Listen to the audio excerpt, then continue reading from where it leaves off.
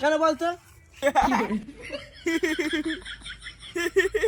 তোর এত বলে তুই শুধু হাসিস, তোর শালা পেট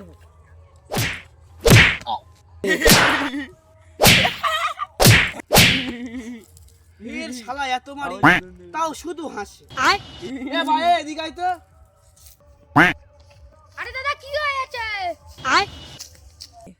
শালা এত মারি শালা তাও রাগে না, শুধু হাসছে। একটু দেখ তো। বাইগান এরা তো রাগ কুকলা।